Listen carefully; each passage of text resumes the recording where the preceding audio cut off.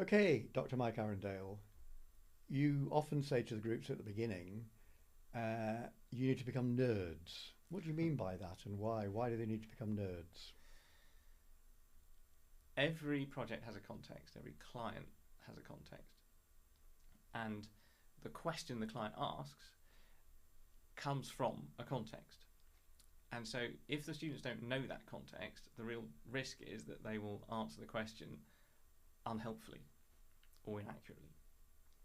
So the first thing the students need to do is to get up to speed with the client context. I mean, the topic, in some cases science, in some cases the industry. Absolutely. It's in some cases the sales processes. It's anything that might be relevant to the client's business, how they make money in their industry, and then the area the question is related to, which may be a technological question or maybe a geographical question.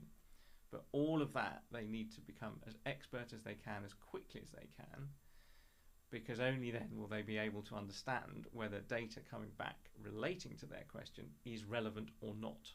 And what it actually And I've seen this enacted. So I've sat in, unfortunately, due to confidentiality, I can't say what these projects are. I'd love to, but client confidentiality is absolutely key.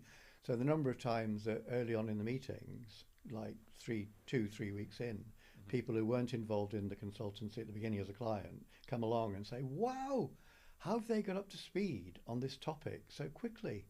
And I think, wow, yeah, great, they become nerds. And there's a kind of a sequence of getting up to speed, which I think I first heard from Sid, where initially you don't know anything. And so the client tells you stuff. And at that stage, what you need to do is reflect it back to them and show that you've heard what was told to you.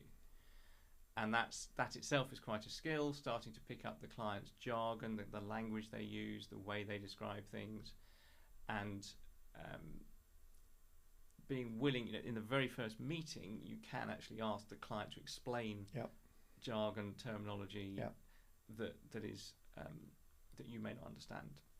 But having started there, the next stage is for you to go and find out something that the client knows and to tell them that, but they didn't tell you. You found it from somewhere else. So that, from the client's point of view, that then calibrates that, okay, this group, they're getting it, they're in the zone, they're becoming nerds, they're talking sense.